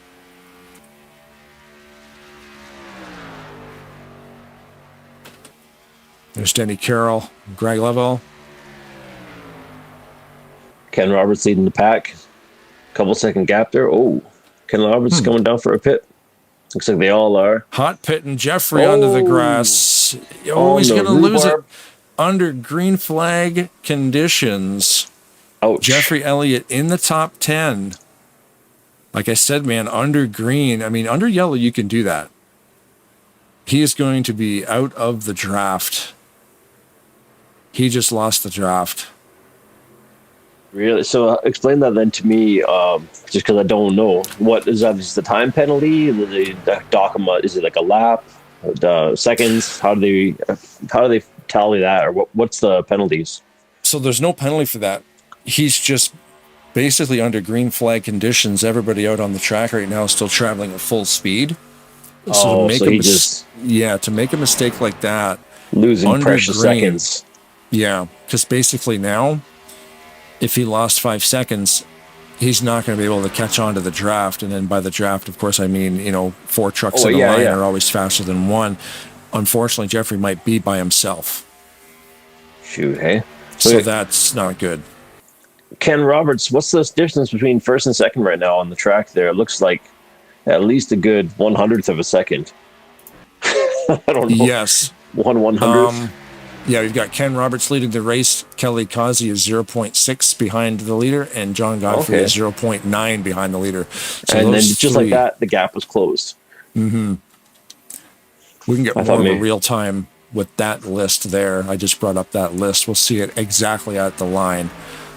So you can see Kelly in the 0-0 is 0.08 seconds behind the leader, and John Godfrey in the 7-11 is 0.16 seconds behind the leader. It looks to be, at this point, a pretty clear cut for, I mean, not who's going to take it, but for the podium finishing. I'm thinking there's a significant gap between third and fourth, and now it's just a matter to see who's going to pull what stops out. Here's 0 heading to the 00 heading to the bottom line. Jeffrey and just is sneaking by him. Just gets by him. Holy smokes. How about that? And I missed it because I was looking for Jeff. 0-0, picked that bottom line and just found the hammer and said, hey, I'm going to put you on the floor if that's all right. Hammer's like, all right, I'll comply. And made some stuff happen. Kelly got to the inside. I wonder what happened there. I think it was that's a good move to take it. Well, maybe he's saving a bit of fuel. He's dropped back behind one spot. Ken Roberts going to come up behind him, just draft off him for a bit, and that's possible. Maybe he knew. That's a lot of pressure too, being there first that long. You're driving your mirror, right? So maybe he's like, you know what? I'm going to take a break because we've got just shy of 4 laps left, and little blink from 71. So Going Jeffrey back. Oh, it Elliott looks like some. is out as Oh well. no, we've got 71 has got looks like there's some internet issues. They were blinking out. So now, are they gone? Did you say 71? There is no 71. Well, then I was watching a ghost. Maybe 21? Oh, maybe 21. Maybe my eyes are bad. Who was there? So who was there? Was Ken Roberts in 55. And then there was 7-Eleven. Yeah, he's gone. Yeah, he was in third. He blinked out 3 times. John Godfrey. John Godfrey. That's who it was. I'm still trying to learn the names. My apologies there, but yeah, that was. He was there and racing tight, and all of a sudden he blinked once, blinked twice. He dropped back about 50 feet, and then he just vanished. So at the line, Godfrey went from 3rd to 6th. Okay, so he didn't lose too many spots, but that's too bad because he's. Oh, he's still in here. Okay, good. For some reason, he glitched back. So, well, that's good. I'm glad we didn't lose him. Okay, he came there back. he is. Being scored approximately 5 seconds behind the leader after reconnecting. I don't know. That's weird. That's a really weird lag spike to actually put him back on the track like that. Way behind. Unless he lifted. He may have gotten out of the way and lifted a little bit. It could be. Yeah, I didn't go back to watch the replay. I was just watching the 1, 2, and 3 position there, and then all of a sudden he was there, and then he wasn't. Mm-hmm. So down currently to we've got Ken. Yeah, just chasing him for this last. We're in the 46th lap now, so we're almost at the end of this race. I like how broken up the field is. Yeah, it's quite a difference. So I mean, third place is going to be, you know what? Maybe that's the race to watch. Well, I mean, it's everyone's to watch too, to see who's going to make a move for third, and if Ken's just going to push him for the win, or I think Ken's going to push him because now that Kelly's in front of him, Kelly's not in the chase. Ken is. So Ken will be first in the chase driver. So he will continue on next week. So him pushing Kelly won't affect the outcome. It'll get Kelly the win, and Ken will move on to next week. However, we got this pack that I'm focused on behind them. That's what I'm looking at. Who's going for third? Who's going to make that move? Mm-hmm. And see, even in this pack here, you've got Greg Lovell in the 088 in the chase. You've got Denny behind him in the chase, and you got the 931 in the chase. They don't need to race each other right now because they will get in the chase as long as they're the 5th. So where's the next one? Oh, they're pushing up. Look at this. Branstadter's a lap down. Huge pushing up on the front here now. What? Big push. What? Yellow flag is out, but it doesn't matter. This is a race. Upset. Oh, unreal. Denny's going for it at the line. This is for the win. Oh, man. Oh, man. He had a run, but he got abandoned. But it doesn't matter. They're going into next week. Right. Greg Lovell's big push for the finish. Oh, I think he takes it. Looks. Somebody took a hit on the inside wall there. Oh, yeah. I always go back and see the replay on that one. That will be Greg Lovell winning the race at the last second. What an upset. I thought it was pretty. I thought the gap between those guys, the amount that they closed it was amazing. I didn't see that coming at all. I thought. Yeah, 4 trucks and 5 trucks are definitely faster than 2, but they did close that gap very quick. Significant, yeah. Like that was some teamwork, and they just all right, let's just put the hammer down and win this race and sneak past 1 and 2, because I honestly thought it was a race between the 00 and the 55. I didn't even think there was a contender, and that just goes to show you how fast these guys are. Change. Unreal.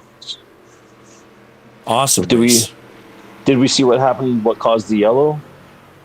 I'll go back and check that out. So we got the 088.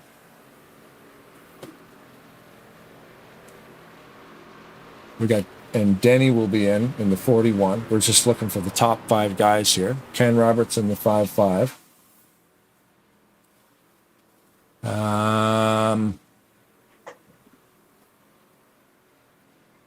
Wow, okay.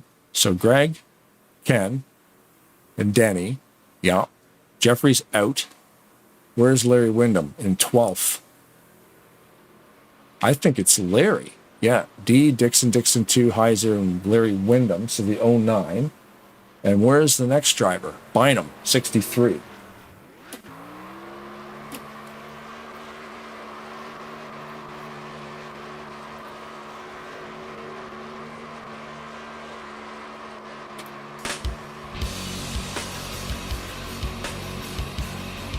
Greg Lobo doing some burnouts. Yeah, putting the Snoop Dogg concert to shame. Yeah.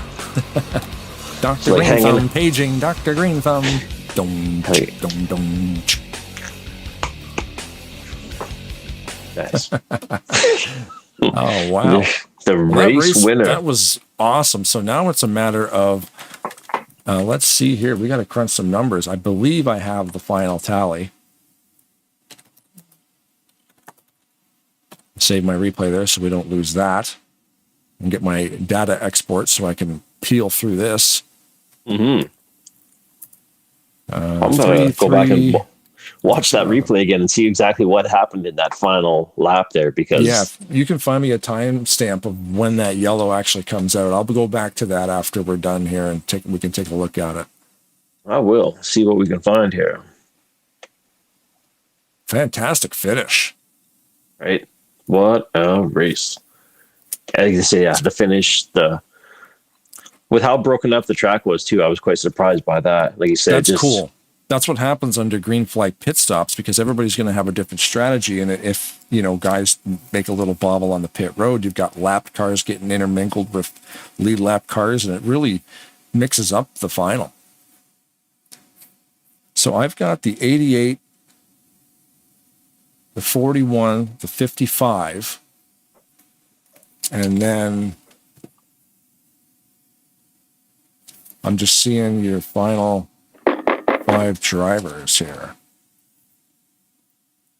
Bob Dixon with the factoids of the night. Sir, welcome to the broadcast booth. Hey, Bob. Yes, sir. Thank you for having me. Bob Factoids Dixon, here they come. Top 5 fastest laps of the night. An honorable mention was Pat McCarskey. In 5th place was John Godfrey. John did a 47.922 second lap. That's 199.825 mile per hour on lap 33. 4th was Nate Balser. Nate did a 47.814 second lap. That's 200.276 mile per hour, lap 29.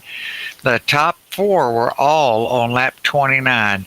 3rd place was Buckshot Kelly Causey. Kelly did a 47.769 second lap. That's 200.465 mile per hour, lap 29. 2nd was Jeffrey Elliott. Jeff did a 47.630 second lap. That's 201.050 lap 29. And the fastest lap of the night goes to our head admin, Mr. Ken Roberts. Ken did a 47.628 second lap. That's 201.059 on lap 29. Wow. And lap sled was Greg Lavelle. Congrats on his win. Greg did 31 laps. Ken Roberts did 8. Kelly Causey 5. John Godfrey 1. Chris Elliott 1. And Denny Carroll 1. And that's your factoids of the night. Thank you, Bob. That was some fast laps there tonight. Great race, too. Yeah, man. Thanks again for the factoids. It's always fun to hear that, those stats that are deep inside the game that I cannot find. But Bob has magic powers. He is a sorcerer part-time. Thanks. Thanks, Bob. I'm going to go back up and give the factoids to the drivers, what few are left.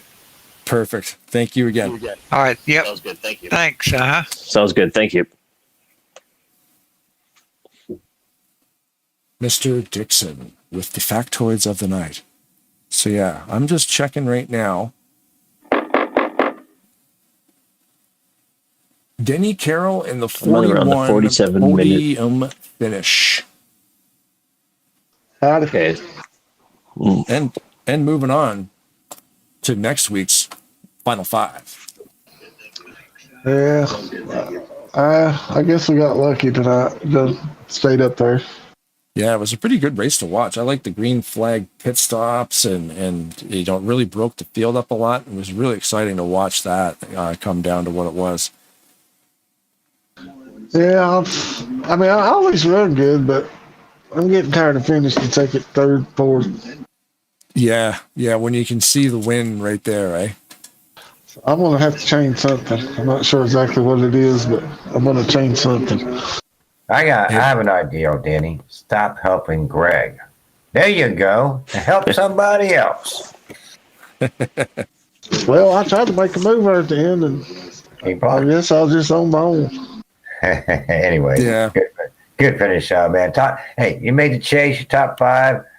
I mean, unofficial, but I didn't see anything wrong tonight. But good job, my friend. And that's all I really wanted to say. I just want to cut in and say maybe help out, like me. I'm just kidding. Anyway, Wayne and Brad, and good job, Denny.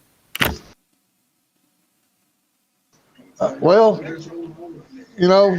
I guess I should be lucky because, a lot of guys went a lap down. And I guess I should be thankful that I did finish in the top 5. Yeah, early too. Some guys got tangled up in that big accident at the beginning there, and unfortunately lost a couple of the championship contenders. Yeah, next week it's probably going to be even tighter. Yeah, that's going to be a wild one. Now that it's down to 5. Oof. Plus we got tomorrow. Yeah, that'll be another good one. Yeah, tune in tomorrow for the Shake and Bake series because we're doing this all over again. Oh, I thought I had last Saturday's one until the last lap. I got booted. Yeah. Oh, no. It was weird because we were running last Saturdays on a replay. So, like, some things popped up and we weren't able to talk to anybody to confirm what happened. But, hopefully better luck tomorrow. These weather patterns, hopefully.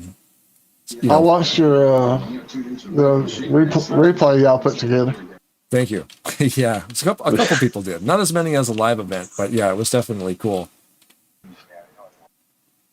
Yeah, I liked it. I mean, it's better if it's live, but I enjoyed it. Yeah, it was still fun to do. It was definitely a different style. Definitely, the dynamic was big change, right? But we were watching the same feed, and so we didn't have the back and forth of the camera, so it wasn't as diverse of where the action was, but it was good flow. I thought, yeah, I liked it. It was kind of on the same page, watching the same action. And I seen that replay y'all done. I seen my car turn, and I didn't know it caused that big of a wreck, but man, it caused a pile up. Oh yeah, there was a crazy one at the end. That was insane. There was a few last weekend though. There was a lot. Wasn't there like 2 or 3 in that one? Or am I thinking? I think Grant rolled like 18 times. That's the one, yeah. 18 rolls. That was the one, yeah. We had to slow that down. That was wild. Hey, we have Baby NASCAR coming out soon to a theater near you. Yeah. Hey, I appreciate all y'all do, and I really enjoy watching y'all's races and replays. And I'll give a shout out to my wife. Hey, Bobby, love you. Yeah, they're watching on the YouTube feed there. Tend to go, someone's going to make a move soon. Makes me nervous. Yeah, that's what she's saying on the YouTube chat. But yeah, you're in. So that's all that matters. It made me nervous too. Yeah, it made us nervous. We were like, we didn't know where to look. Holding my breath. You get try not to panic. Well, we come out of the pits on that last pit stop, and we couldn't figure out how they got 5 seconds ahead of us, and then we realized they only took a can of gas, and that wasn't enough. Oh, geez. Okay. That's why we ran them down, because they had to, I guess they was having to lift and clutch or something, because they didn't have enough gas. Oh, no. Oh, gotcha. Yeah, it came down to a fuel mileage run. Interesting. Yeah, because Brad mentioned that. He goes, man, they caught them fast. Like that was because I blinked, and all of a sudden they were just freight training. I'm thinking, okay, what's going on here? But yeah, that makes sense. they had to run a little bit, like maybe 95% throttle and clutch a little bit. I asked him, I said, how did y'all get 5 seconds ahead? And I said, y'all take one can of gas? They said, yeah. And me and Greg said, they ain't got enough gas. Oh, jeez. It was a gamble, right? And it didn't pay off. Well, I don't know where they finished. It might have paid off. They didn't get them a win. Oh, yeah, for sure, right? I guess depending on what they were racing for, right? If they're going for first place, too, that is true. But yeah, there's a lot of different factors in a race like this too. Like if they could be racing for the win, they could be racing just to stay in the top 5 of the 10 to carry on to next week to a chance for the championship. But yeah, man, thanks for coming down here and talking to us. And you've got a fan club in the YouTube chat channel, so yeah, it's good to see you in that top 5 for next week. And good luck, and hopefully we see you winning that championship. Jeff's got like a $3 gift card to your local petroleum station. Hey, I see Buckshot, Godfrey, and Roberts is 42. Yeah, that probably got them in right there. Yep. Because Danny wasn't in it. Yeah, it was. It's funny how, let's see, because it all changed so fast in that last couple of laps. I think Mark, myself, Brandstetter, Brian Level, and somebody else didn't make it. Was Godfrey in it? No. Oh, Godfrey wasn't in it either? Neither Kelly. So it was definitely you, Greg, Heath, Ken. Wyndham, and Ken. That's who I have on screen right now. Yep, Larry Wyndham, Denny Carroll, Ken Roberts, Keith Bynum, Greg Lovell. Well, you guys do an awesome job, fellas. I appreciate y'all. Oh, thank you. Thanks for the good racing. Brad and Blaine, I'm sorry to step on your toes, but I trained the 088 how to drive. That's why he's shaking big champion number 1. He's currently leading in everything over here to the new season. And I also taught Blaine and Brett how to be broadcasters too, Denny. So I'm jack of all trades. He's a busy man. I'm a busy man.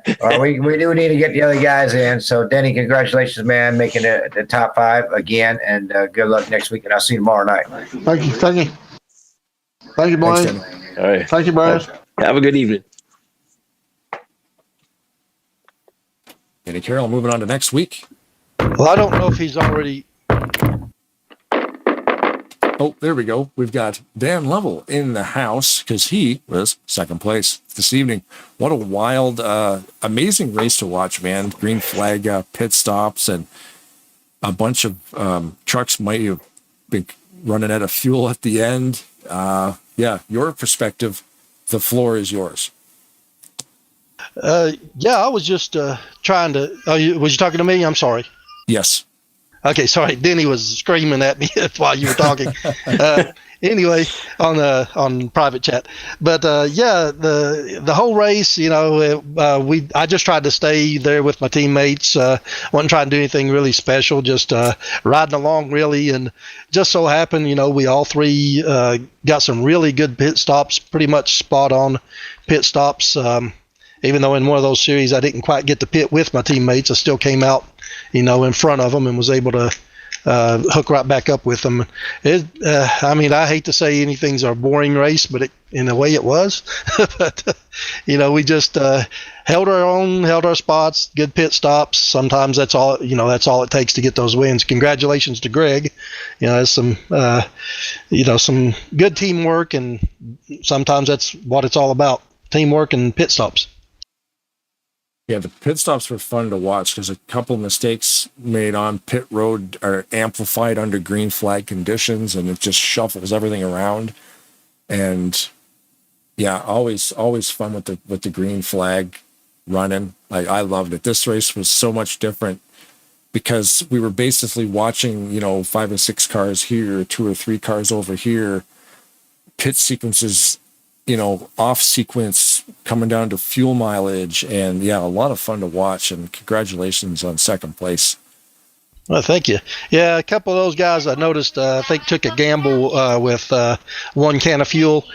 We knew, when they were 5.5 seconds ahead of us, we knew immediately what had happened, and we were kind of laughing amongst ourselves about it because we knew they wouldn't make it to the end. We just kind of mind our P's and Q's and stay in line, and try not to hit each other in the corners and reel them in. Yeah, like I was saying before, Brad saw you reeling them in, and I blinked, and all of a sudden, you're driving by them like with jet engines. Well, I'm yeah. thinking, oh, we got the illegal substances in the tank on that last pit stop, and yeah, it never dawned on me that it was going to come down to a fuel run, and actually be that close where they opted to take the one can, and you guys just stuffed as much fuel as possible in that thing. Yeah, it's sometimes sometimes you got to take that gamble. I've been on the other end of that myself. I've taken those gambles. I'm like, well, I'm looking at maybe a lap and a half short. If I can save enough and hold back enough, maybe we can hold it off to the end. I've been right there, so I know their mindset. I know what they were trying to do, and kudos to them for trying it. But wasn't quite enough today, boys. But just good racing. Like I said plenty of times before, you guys are fun to race with. Very courteous, very respectful. Good bunch of guys to race with, and I've enjoyed every bit of it. Too bad I wasn't in the running for the championship here, but at least I got to help my teammates. And Denny was a little upset with me at the end of the race there because I didn't dive to the bottom with him, but I didn't have room where I would have. But congratulations to Greg again. Awesome, man. Yeah, do you have any shout outs you got to make before we get to the winner here? Well, always shout out to my teammates, all of them that I work with. Too bad for Brian. He got taken out kind of early in that caution. Of course, to Denny and Randy Waugh and all the guys that I race with. Shout out to my family, my wife, my kids, my grandkids, and of course I got to give it all to my Lord and Savior Jesus. Wicked, man. Well, we'll see you here tomorrow probably, and next week in the trucks again, going for more championship stuff. And yeah, it's always fun watching. So thanks for joining us, and look forward to coming back and doing it all over again. Yeah, going for a possible shot at that championship tomorrow. I don't know how much I need to. I don't know if I have a chance to win it. I don't know if winning the race wins it, but I'm going to try to put everything I can in that car tomorrow and win it. Nice. Well, I'll let you know, Dan, you just got finished in top 5 out of the 10 to make it to the next round. So just like tonight. So I also want to, guys, I didn't get to mention it in driver's meeting. Dan Level has joined us as full admin for the remaining of this year and starting next year. So thanks, Dan, for coming on board at Talladega Nights. No problem at all. I appreciate the offer and the opportunity. I'll do my best to help you guys out as much as I can. Thank you. I might make you a doorman because you're, second degree black belt. It's okay, but I might make you a doorman at the Fire Palmer, but that's okay. That'll be fine with me. Anything I can do to help you guys out. Like I said, I appreciate the racing, appreciate everything you guys do, and you guys make it a lot of fun, and a good bunch of guys to race with. I appreciate you. Thanks, buddy. Appreciate it. All right, Blaine. I'll go get the champ, the one and only, Greg. That's it. Thanks, Dan. Yep. You'll have a good one.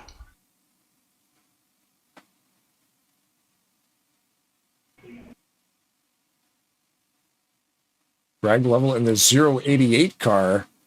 You didn't need to win the race to advance to the final 5, but you did win the race and you advanced to the final 5. Have to try to go out with a bang, don't we? That's it, man. So we're hearing it was definitely a fuel mileage race. So talk about that from your perspective, because the other guys filled us in. When I think it was Ken and who was up in second with him? Kelly. When they said they took a can, I knew they was in trouble because of the laps left. When we all pitted on a full can, you can get about 6.5 laps, and that's it. If you save a lot, you could probably get 7. But 6.5 is about what you're going to actually get, because you get about 12 laps out of a whole run. Right. That's, the fuel window being 13, probably at the latest under green flag. Yeah, and that's saving. You might get lucky to run 13 laps. Wow. Okay. Yeah, that's cool. So the option to take, they gained the track position, and it could work. It didn't, but they didn't run out of gas. They did finish the race, but yeah, we're going to go back and look at the replay here before we bail for this evening and just rewatch that of how fast you guys caught those guys, where I didn't see it coming. I didn't either. I was switching cameras. I was switching from watching Ken Roberts and then the Zero there racing side by side, and then all of a sudden I switched cameras, and then all of a sudden like, whoa, these guys are passing them. I don't know what. Like there was about like a half a second gap where it seemed like all of a sudden everyone just caught up, and it was crazy to see because I thought, I didn't realize at the time the fuel at hand, because I'm like, well, they sure got out ahead pretty quick. But it all makes sense now that you've explained it, of course, that you saved a bit of time here, but you gambled on the back half. And it's hard to keep track of those numbers under green too, and we're seeing these green flag stops, and I'm taking notes on what laps these are occurring on, but the field got very broken up too, which it definitely leads to very, very exciting finish. Now, I don't know if they could make it on gas, keeping their foot in it, because I was in their truck myself, but just experience, knowing how much fuel how many laps you can go on the full tank, because we went in with 8 to go. They went in with, I think, the very next lap, and they said that they only took a can. I was like, because I looked up and they was like 6 seconds out front. And then it cut down to 5, then it cut down to 4, then it was like 2.5 seconds. I was like, they're in trouble. Yeah, they're feathering that gas pedal, probably running. We'll go back and look at it, but probably running like 5 mile an hour slower than everybody else. Trying to get to the end like that, it's just it worked. Like I said, it worked. They got to the end without running out of fuel, but they were definitely having to run a lot slower than everybody else. Don't get me wrong. Now, if I would have went in myself with 7 laps left, I would have probably did the same thing they did. But not with 8 laps. No way. And it all depends who's around you, how many cars do that. If 5 people do that and you're all in a pack, you don't lose so much time. Then it's okay. You know what I'm saying? But if there's only 2 of you and you got 6 or 7, 8 cars 6 seconds back in a pack and they're all tight running together, they're going to run you down. Yeah. So with you pitting at 8 to go, did you take a can and a half, or did you take 2? Yes, a can and a half. And right side tires. Oh, cool. Even to the tires. So I guess if you're going to take a can and a half, you've got time to put right sides on. Yep. People think on these tracks, man, if they're more down to 90% or whatever, it's going to affect you some. If you got right side brand new tires, you're not going to slide up the track and all over the place unless your tire, with them being just a little wore. Yeah, just a little bit. Yeah, because a little bit on a track this fast, it is amplified. Yeah, absolutely. Well, that's awesome, man. Thanks for all the info. This was definitely, I've been playing this game for a long time, and I didn't even realize that it was going to be that close on fuel. But yeah, it all makes sense now. Any shout-outs you want to throw down before we let you go? Yeah, buddy. Thank you, buddy, for what you do, man. Y'all do great. Jeffrey, you, Chris, Ken, and all you guys, thanks for the race every week. And I'm going to give a shout out to my BSR brothers over at BSR. Wicked, man. Well, we'll see you here tomorrow because we're doing it all over again in cars. And then next week, lather, rinse, repeat. It's hard to win back-to-back races, so we'll see. Yeah. you know what? We'll be back here tomorrow at 9 p.m. Eastern to find out how it all happens. Team 4, Blaine. Thanks, buddy. Thank you, on, Brad. man. Awesome. Have a good evening. Good race. Thank you. Jeffrey Elliott has removed everybody from the Tarnation booth. And my oh my, do you want to fire up that replay again? Do you want to? Yeah, I think it was around the 46 minute or right, 46 lap, around the 46 lap is when things started to go sideways. That's where the yellow was out there. It looked like somebody had got bumped from behind. Right. I had it fired up, and then I think I backed out of the. Yeah, because it was within those last 2 laps, and then it ended up being the yellow did come out, but yeah, it was mid right there. Collision in the middle of the pack there, or just like a little bump from behind. Same thing, weren't lined up. Somebody got a little squirrely and spun out. I'm surprised, like he was saying, on one can will get you 6 laps. And those guys tried to stretch that from 7. That's that's numbers I don't really know. I just kind of, when I'm on the track racing, my telemetry tells me what I need. That's what I take. I'm thinking maybe they had a little bit left in from the previous tank, so they were, when they put one can in, that they weren't fully on empty. Maybe. Well, yeah, I mean, the game will predict what you need to get to the end or to get to your next, like your first pit stop, it's going to say take 2 cans. Oh, okay. But when you get down to that last stop, it's kind of telling you, take a can and a half, and it might flip-flop back and forth. So we're on lap, let me see here. I'm going to bump this up. Actually, you know what? Let's see if I can find Roberts, because he was the one.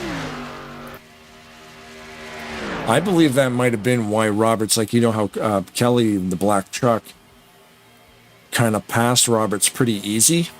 Yep. I'm thinking it's possible that Kelly in the 00 may have had more gas than Ken, and Ken just needed to get behind him to save fuel, because I remember you mentioned that. Yeah, because I couldn't figure out why he would go. It looked like he let him by. I mean, it seems like he dropped out. Like, I mean, not dropped out, but yeah, he definitely dropped back. I'm like, that was weird. Like, it seemed like, because he was clearly had the lead for the previous 2-3 laps, I think. Mm-hmm. And then for him to go mid lane and just let him the 0 pass by him, 00, I should say. Yeah, so right here we're focused on Ken, and he's running behind Kelly, pushing him at about 191. Mm-hmm. And then you've got Greg back here, and they're doing 200. And yeah, like you're saying, they close that gap so fast. Because they're able to run pedal to the metal right now. And there's 4 of them in a line.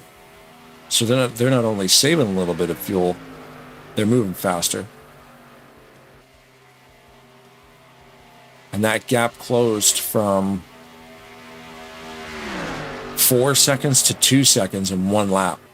Right? And then here, now even the gap between the white and blue, I'm not sure who's in that car, and they just blow right by them, right?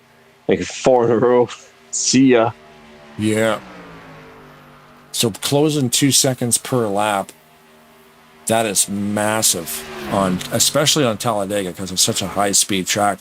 These guys in the front, they aren't running faster than 190. No, and like right here, I think is probably where it happened, or maybe not right here, but like I say, it seemed like from literally changing one camera angle, then like here we're looking at them, and then boom, they just show up. Like, yeah, there's yellow. The white flag in the air. Oh, where are you getting the yellow? What time right on there. Your replay? Oh, I can't see the replays, but the ticker up. I'm watching your replay on YouTube. Oh, but it was in green. The 40. Okay. 200 miles an hour there passing these guys. There's the yellow right there. So let me see here. I'm going to see exactly when that yellow flag comes out and actually see what happened, because it kind of was irrelevant because they were going to run. Yeah, it's right there somewhere. So let's go around the track here and see if we can see smoke. Oh, apparently we've got Mark Pagula.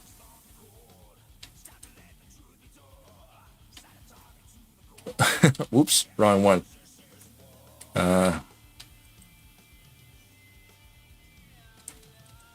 Mark and Larry Windham doing the dance. Ooh. So we're going to get on Mark here, get on maybe a chopper cam, because chopper's usually pretty good.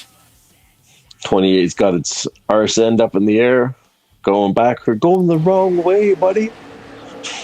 Oh, into the tri-oval, trying to get back in line. And, oh, you know what, Mark? I would put that on Mark, because Larry is as low as he can go. You're not allowed to go below that yellow line. Mark Paglia was trying to get back in line there. But you got to remember, Mark Paglia and Larry Windham both are in that top 10 chase situation. So Larry's not going to yield that spot. Nope. Just didn't have. I guess thought he had the extra 2 inches that he didn't have there. Well, that's just enough room to sneak in here. But Larry got in, and Mark didn't. You know? Oh, man. So Mark took a couple of big hits, and we're just focused on Mark here. Managed to save it after all that and say, hey, keep racing.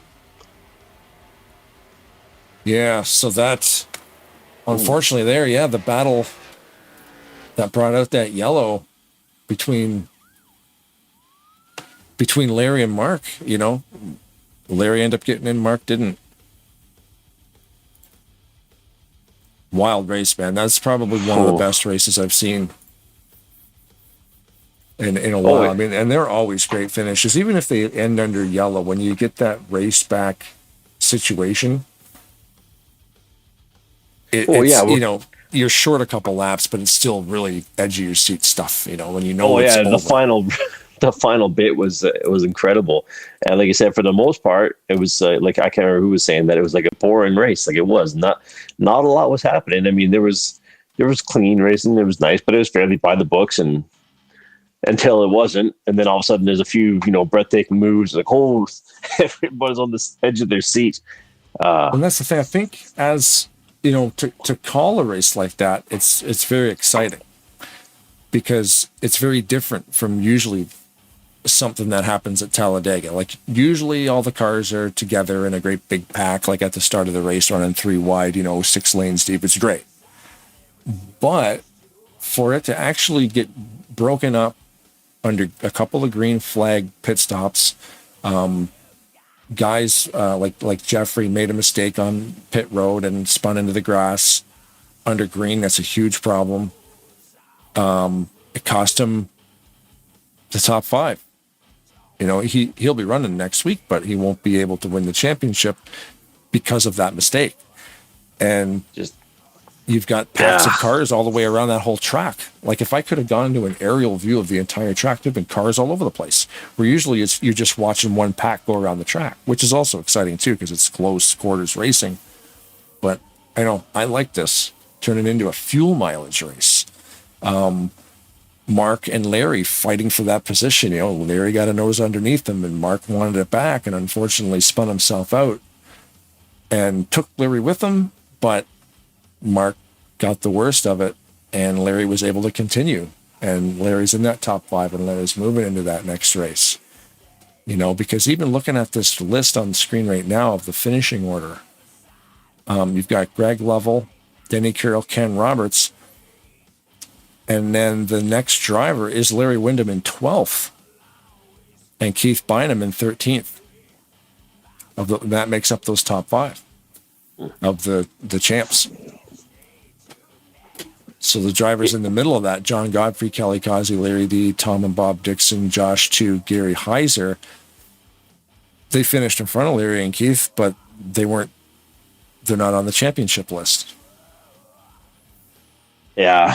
Like I say, 5 spots. I mean, just look at how good everyone was out there that was doing that tonight, right? Trying to get into top 10, top 5. But everything's been so close. Even the standings has been anyone's race up until tonight. Yeah, we had 10. Well, yeah, looking at last week's standings, sorry, I was just thinking that, like, we were trying to figure out, like, okay, who's gonna be here? But it was so close across so many ways that I think I've been wrong. Any guess I would have taken, trying to figure out who's gonna make that.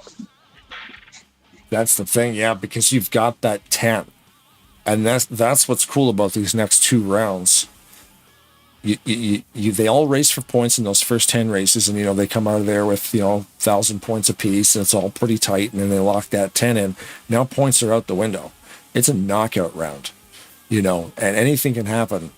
And a lot of things did in this race. A lot of things happened to a lot of drivers. The big wreck early, it took out Brian. He only raced in like 10 laps, and then he was forced to retire from the accident. So he's out of the championship run. Jeffrey Elliott, same thing, makes a mistake on pit road. He had to retire as well because he got caught up in an accident. Chris Elliott shows him there -7 laps off pace, but he finished the race. But he's outside. He's at the bottom, So yeah, it's very cool to see how a format like this can really shuffle up and bring out those situations where these guys are running great right down to like those last few laps, and all of a sudden, calamity ensues. Yeah, one hiccup, one cheeky shoulder bump, or internet spike, or whatever it may be, right? Like, or half a can of fuel short. Oh, half a can, yeah. That's so these guys could run 200 miles an hour, but now they're running 190 to save fuel so they don't run out. And they still win. They still get to the end and everything else. But yeah, it's really very, very cool. I'm looking forward to the car race tomorrow. Are you? Oh, I can't wait. I'll be could here. You not be? Yeah. No, but it is. I mean, it's exciting to see who's going to get in these races, and we got people from both the truck and car series out there saying, seeing who's going to be in the win. So I like the obviously the competitiveness of it. It's just the friendly rivalries, and probably not so friendly too when someone's causing a wreck. I'm sure there's some hard words that are like, you're a real turkey. Yeah. Something like that. I imagine. Don't be such a tallywhacker. You silly goose. I would prefer it if you didn't run into me. Don't use your automobile to push my automobile out of the way. You dastardly fiend. It's like Wacky Races. Schneider and all those other guys. I can hear you twirling your mustache from across the continent. Yep.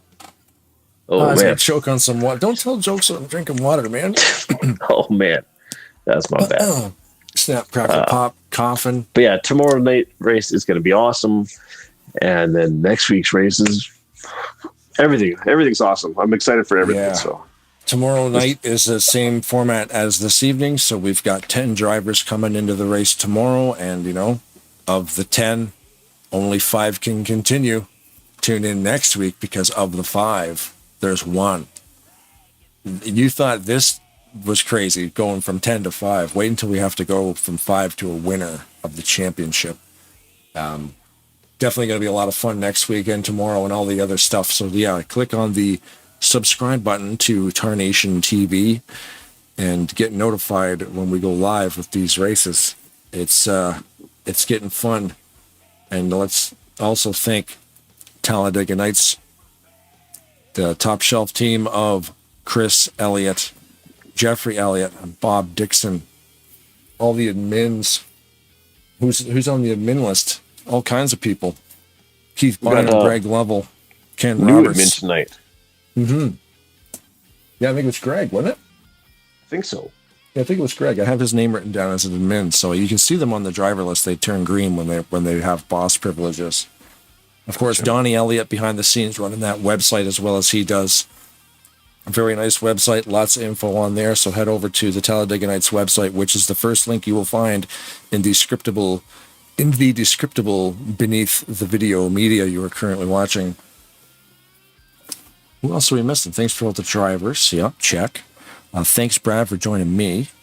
Thanks for having me. thanks. And also, I know we addressed it earlier, but obviously everyone's sending in their best thoughts and for Bill Hemi. Yeah. At this point. So not to end on a down note, but obviously he's missed in the race and just in the community. And obviously you got a good group of drivers here, a good group of guys to kind of look out for each other too. So it's nice to hear all the general care and concern, like I say, the fellowship amongst all the races there. It's pretty cool to see. Tight-knit community. Yeah, it is very, very tight-knit. So hopefully Hemi, he takes care of what he's got to take care of and can get back out on the track, and everybody will be here with open arms and, probably polishing up the bumpers, because that's how we race at Talladega, as we saw tonight. The cars don't come out clean all the time. No. But you know what? It's more fun when they start banging. You know what? That's why they put fenders on these things, man. It's like, welcome back, Hemi. Bang. Smash. A little love tap just to say, hey. You didn't need all that paint. Trading paint. Give me some of that. But yeah, anyway, man, thanks everybody for watching. Thanks, Brad. And thank you, sir.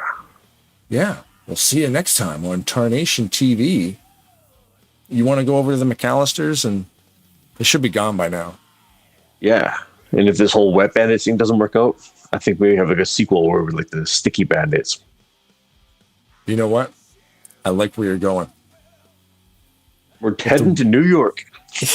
Yeah, exactly. In the sequel, if the women don't find you handsome, they should at least find you handy. Keep your stick on the ice. And I still don't have a catchphrase, so have yourself a good evening, and I probably won't have one next time either, so don't hold your breath.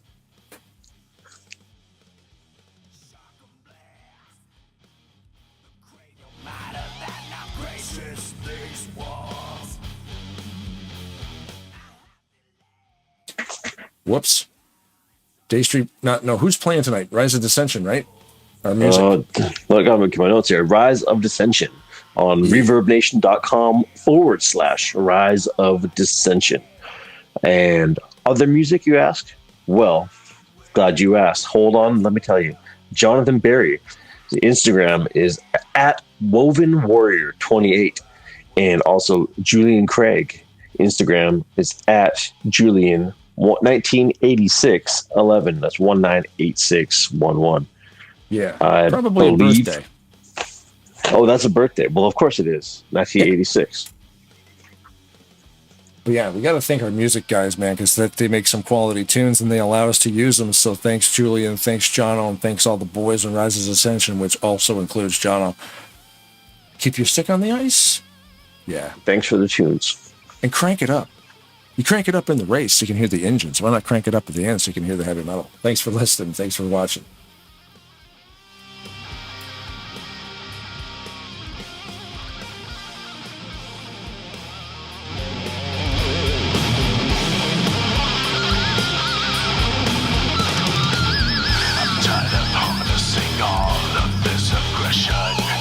I think it's time for me to leave my impression.